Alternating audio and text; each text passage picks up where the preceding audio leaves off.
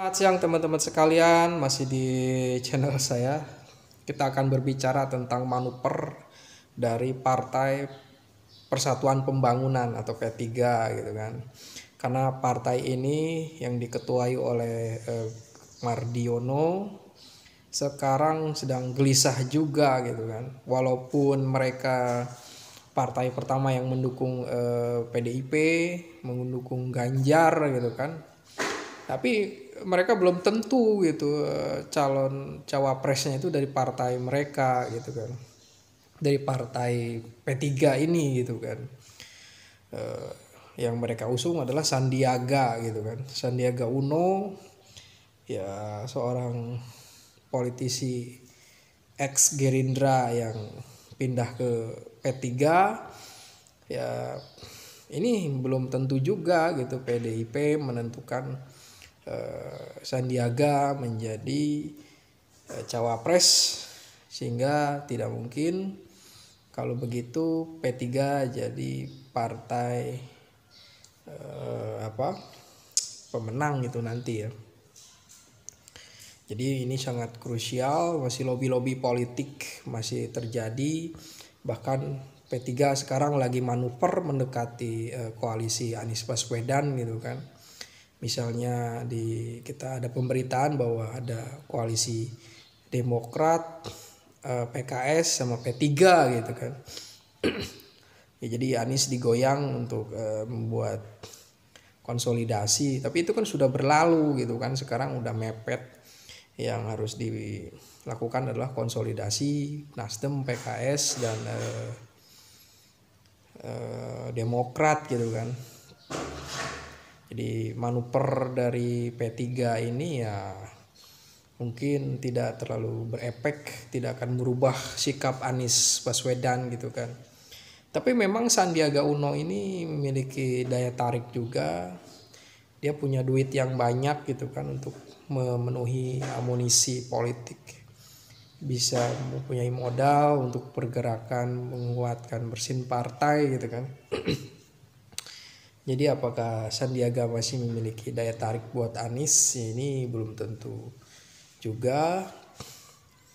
Ya, karena ya konstelasi bisa saja berubah gitu kan. Ya sikap dari P3 ketika Sandiaga tidak bisa menjadi cawapres Ganjar, ya menjadi pendukung PDIP tetap saja gitu kan, menjadi partai pendukung Ganjar gitu kan. Dan sepertinya kalau P3 ini, Partai Persatuan Pembangunan, tidak melakukan terobosan, tidak bekerja, tidak menggerakkan mesin partai, partainya akan hilang dari parlemen, tidak akan masuk parliamentary threshold. Ada survei Kompas menyatakan ada beberapa partai yang tidak lolos. Ada PAN, ada partai P3, PSI, Perindo gitu kan. Itu tidak lolos, kurang dari 4% gitu kan. Perindo 3,4 misalnya. Kurang itu untuk masuk parlemen gitu kan. Kita bisa bayangkan misalnya kalau P3 keluar dari parlemen gitu kan. Di survei Kompas yang baru-baru ini dinyatakan bahwa posisi pertama adalah partai PDI Perjuangan dengan raihan 2,24% gitu kan, bertambah 4% gitu kan ya, dari 20 kemarin sekarang 24%. Kemudian disusul oleh Gerindra dengan 18%. Wah, jadi Gerindra kemungkinan akan menggantikan posisi Partai Golkar jadi kedua. Kemudian setelah itu adalah PKB, bahkan ya 7,6% kalau nggak salah.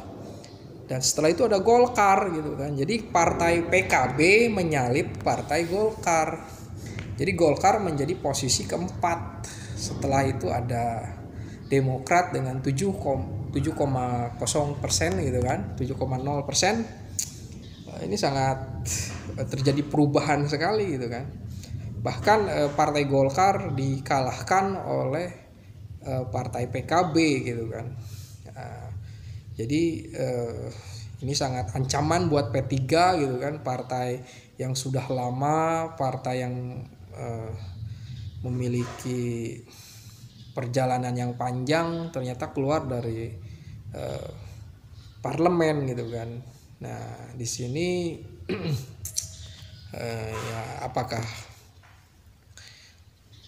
P3 memiliki kekuatan, memiliki daya tawar? Sepertinya akan lemah sekali, dan nanti lobby-lobby politik akan berjalan gitu kan untuk mungkin saling menyelamatkan, asalkan mendukung gitu kan.